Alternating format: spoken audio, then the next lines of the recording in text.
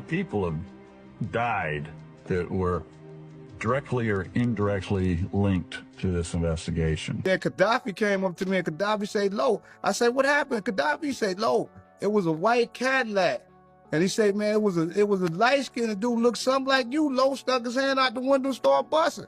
This is what Kaddafi told me. And the reason why I remember it so good, because he said, "Low, he was light-skinned like you. He was light-skinned like you. He was light-skinned like you." Through interviews of former police officers that worked in the death row organization, Mack and Gaines were identified as confidants of Suge Knight, the owner of Death Row Records. They were present during private death row parties, and that's where first time that we were able to really make the connection between those two.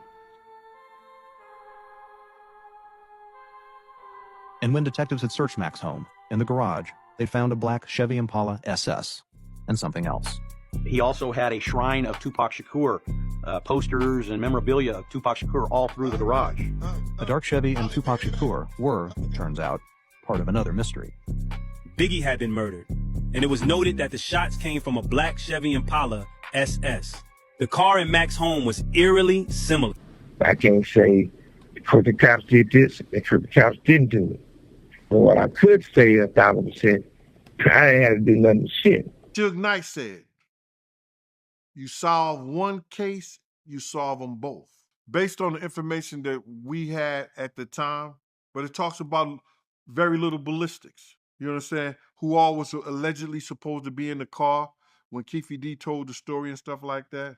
So you would only think that Dre was the one who did the shooting. But then when you find out that later on, LAPD was down there doing some kind of gang surveillance and gang stuff with the Las Vegas Police Department, you would think that the LAPD and they rolled cops that was there may have had something to do with it too. Suge Knight is literally probably the only eyewitness that we have to Pock shooting. And what Suge Knight said, you solve one case, you solve them both. He said you solve one case, you solve them both. And I know Keefe D them and I know Dre them didn't kill Big. We know that Gaines, Mack, was at the Peterson Museum the night Big was killed. We know that LAPD has something to do with the notorious Big's murder because they would not have put those evidence, those pictures, in a sealed court documents. In a sealed case file. They sealed them for 50 years. We know that's because they know some of their people had something to do with the notorious Big death. So if you solve one, you solve them both. That came from one of the eyewitnesses. I can't say for the cops did this, and for the cops didn't do it. But what I could say 1,000%, I ain't had to do nothing shit. This is a classic photo of Tupac and one of his childhood friends and member of his rap group known as Yaki Kadafi. Unfortunately, Yaki Kaddafi was murdered just 2 months after the death of Tupac in 1996. There is a mystery surrounding his death, and I will tell you it. The police report declared that a man named Roddy Beal, who was the cousin of Napoleon, had accidentally shot Gaddafi in the head, and Roddy Beal served 7 years in prison for the murder. However, the mystery that has been around Gaddafi's death was that many believed Gaddafi was killed because Gaddafi was the only person who could identify who the shooter who shot Tupac actually was, and that Gaddafi was silenced because of his knowledge as the only witness for Tupac's murder, and the mystery that Gaddafi could have solved has always been the subject of debate. Then Gaddafi came up to me and Gaddafi said, "Low." I said, "What happened?" Gaddafi said, "Low, it was a white Cadillac." And he said, "Man, it was a light-skinned dude, looked something like you." Low stuck his hand out the window and started busting. Yafeo Fula, aka Yaki Kadafi, was reportedly one of the only willing witnesses who saw Tupac's shooter. Do you think that his death was in any way connected to what he witnessed? And if you could share a little bit more about what you know about what really actually happened to Yafeo. Good question. First of all, Yafeo wasn't the only witness. Who shot Tupac? it wasn't Anderson, so that's all I got to say about that part. There was others who saw who shot Tupac. They didn't see his face. They didn't see his face, but they seen the arm. So Yafael wasn't the only witness. And no, I don't believe that Yafael's death is related to what happened in Vegas. The only way that that could be possible is that there's a mass conspiracy to link Yafael's death to what happened with Tupac. I'm not that smart enough or that deep enough to even know how that can play out. So, no, I do not believe his death was related to what happened in Vegas. On the other hand, Yafael died, he got killed November 10th, 1996. He got killed almost a month. He got killed over September. He got killed almost a little over 2 months after Tupac died, right? When Yafael got killed, I was the first one to get the phone call. I was the one who answered the call from a girl in Jersey telling me that Yafael just got shot in the face or got shot in the head, right? I was the one who told Afeni, my aunt, and everybody else in the house, the Outlawz, everybody in the house, that Yafael had just got shot. He just got shot. I told everybody that. Now, mind you, this is less than 2 months or a little more than 2 months after Tupac got killed. Our emotional state was in shambles. We were afraid, we were still in shock, and we were traumatized, every one of us. Then we get this news that Yafael got killed. It was so traumatic for us because when I got the news, the phone call, simultaneously, we was planning a memorial for Tupac. The next day, we was gonna have a memorial for Tupac in Atlanta. So we're planning his memorial, and I get the phone call that Yafael just got killed. A member of Tupac Shakur's entourage, a witness to the shooting that left the rapper mortally wounded, has himself been on Sunday, is further complicating an investigation already hindered by uncooperative witnesses. For example, we ended up getting a lot of press about how Malcolm Greenidge said he could identify the shooter. We finally tracked him down to set up a re-interview, and he says, I'm not going to look at any photos because I can't identify him. But again, Reggie Wright Jr. is the one that brought him to that interview. Rapper who toured with Tupac Shakur, 19-year-old Yafeu Fula, was shot in the head early Sunday morning on the 3rd floor of the housing project where he was visiting his girlfriend. She found him slumped on the hallway floor, said he'd made a joke as he answered the door. He said, yeah, wait for somebody to come to... We all started laughing like, just get the door. But then he came to the door. There have always been an aura of misinformation and cover-ups around the story of my son's murder. There was a conspiracy, there were lies, witnesses were being threatened. Tupac had just been murdered 2 months prior. It was believed that Yafeu could identify the shooter. Roddy Beal. Napoleon wasn't at the apartment that night, but it didn't matter. According to him, the weight of what had happened crushed him. The next morning, after Gaddafi, he got and all this, then that's when Fatal called. He was like, yeah, for the group, he was like, I'm not even rapping no more. I'm about to be in the streets, doing whatever. He wanted to speak to Napoleon, and they get on the phone, and it was an instant, Fatal, I'm gonna find him. And in a candid interview, Napoleon discussed the tragic incident. Your cousin ended up accidentally Kaddafi? Yes. Napoleon revealed that while Roddy maintained the shooting was accidental, he never pressed his cousin for details, fearing that deeper questioning might uncover a more unsettling truth. It sounded like it, my cousin told me it was an accident. I never really, because it was hard for me, I never sat down with him really, besides that day, and talked to him about it, you know what I mean? And since he been home, and the times I've been around him, I never brung it up again, you understand?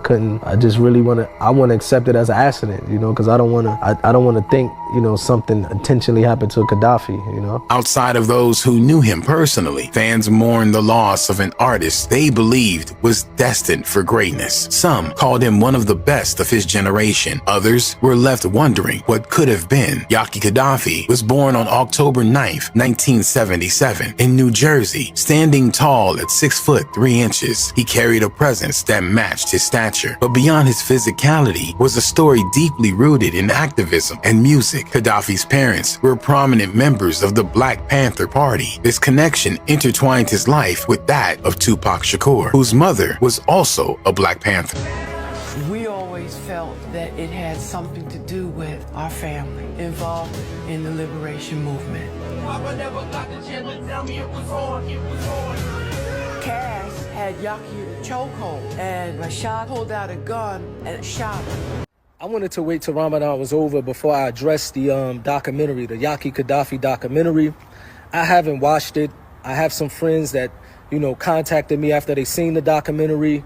So the documentary, she basically said I'm part of a conspiracy cover-up, that her son Gaddafi was intentionally murdered by my cousin, and I'm part of hiding these facts. Let me explain something. When my cousin, you know, killed Gaddafi, he was 16 years old. This was 30 years ago.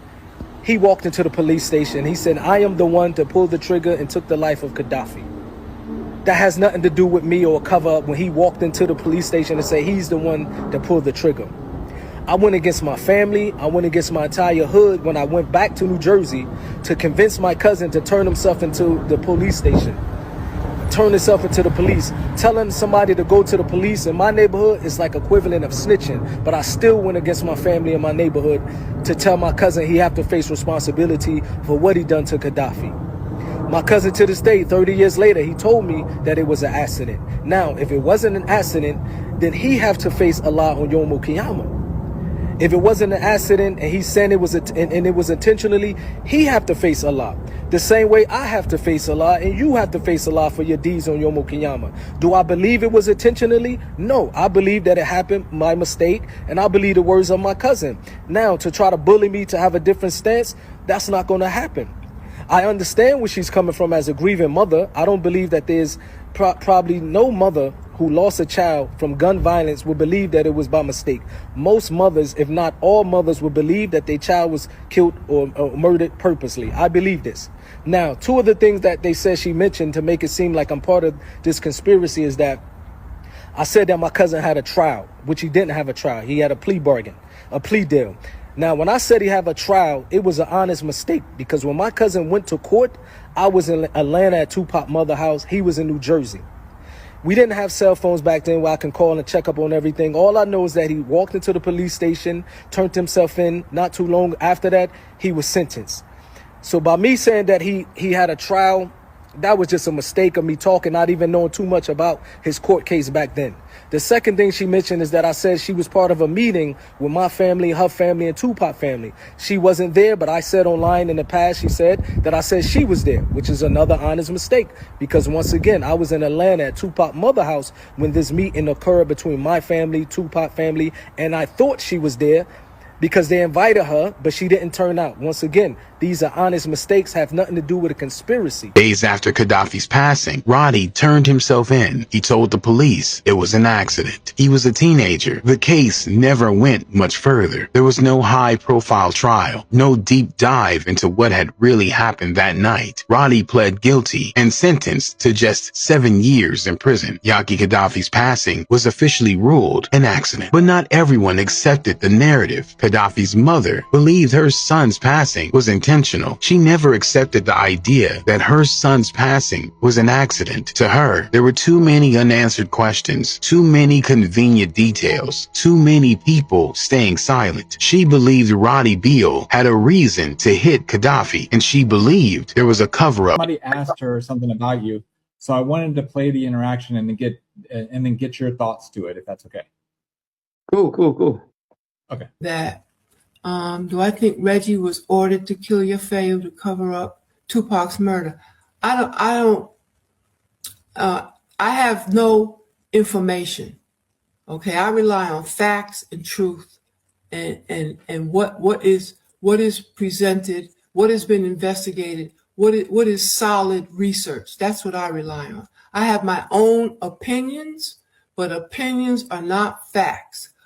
What I can say about Reggie is that he had no right to take my son and the rest of the Outlawz the next day to the Las Vegas Police Department to make a statement without contacting me. Reggie had my number, worked with me very closely that last year. He knew how to reach me before he took any of the Outlawz. Nothing was done with the Outlawz without Tupac's permission or without Tupac's office knowing what was going on. So for Reggie to have taken those boys to the Las Vegas Police Department to make a statement, all right, was an outrage to me. And those are the things that I can speak on. All the rest of the conspiracy theories, to be determined. Okay, Reggie, just wanted to get your reaction to that.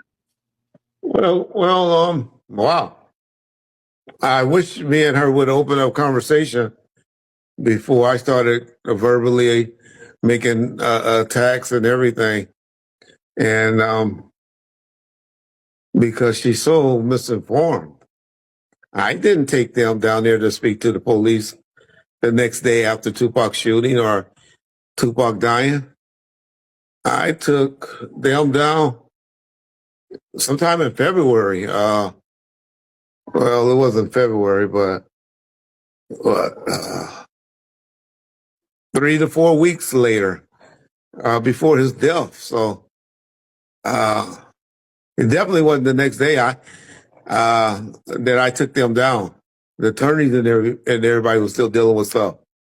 And anyway, that I took them down, trust me, I got permission from Suge Knight to take them down. Then Kaddafi came up to me and Kaddafi said, "Low." I said, "What happened?" Kaddafi said, "Low, it was a white Cadillac."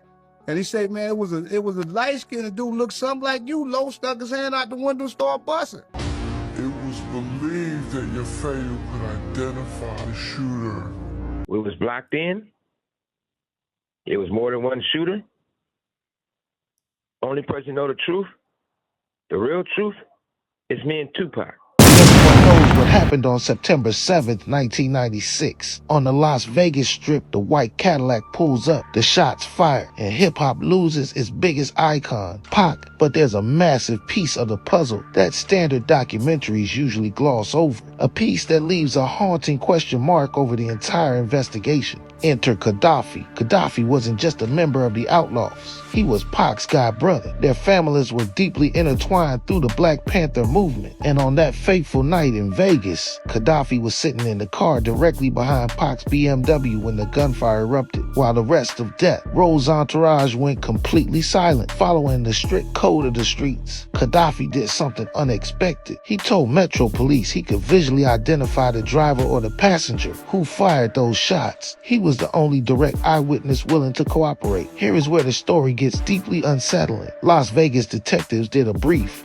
initial interview with Kaddafi at the scene, but instead of immediately bringing him back to the station or keeping him under tight surveillance as a star witness in a high-profile assassination, the ball was dropped. Frustrated by the chaotic environment and fearing for his own safety, Kaddafi left Nevada. He went across the country to New Jersey, laying low in Montclair for 2 months. His attorney reportedly tried to coordinate a formal secondary interview with Las Vegas homicide detectives to establish a photo lineup. That interview never happened because on November 10th, 1996, just 2 months after Pock was shot 19-year-old, Kaddafi was found slumped in the 3rd floor hallway of an apartment building in Orange, New Jersey. He had been shot once in the head. The timing was too perfect to the streets, to the media, and to fans worldwide. This looked like a classic textbook execution, a clear message: don't talk to the feds. The narrative solidified instantly. The killer's crew went to New Jersey and took out the only witness who could put them behind bars. For decades, this fueled the massive cloud of conspiracy around Pac's death. But the truth behind Kaddafi's tragic passing is often more grounded founded, and heartbreaking than the street legends suggest. Years later, fellow Outlawz member Napoleon revealed what actually went down in that apartment complex. It wasn't a hit squad from Compton or a government cover-up. It was a tragic alcohol-fueled accident. Kaddafi was hanging out with his cousin Roddy and a few friends. They were drinking, playing with a handgun, and it accidentally went off. Roddy later turned himself in and faced the consequences. Even though the street rumor was put to rest, the mystery of what Kaddafi could have unlocked remains. One of hip-hop's greatest what-ifs. If the police had acted faster, if they had protected their star witness, could Kaddafi have identified Orlando, Anderson, or Dwayne Keefe D. Davis right then and there in 1996? Could he have brought justice to his godbrother nearly 3 decades before the courts finally stepped in? We will never truly know. Kaddafi took what he saw on Flamingo Road to the grave at just 19 years old. Thank you for watching. Don't forget to like, subscribe, and share your thoughts in the comments below.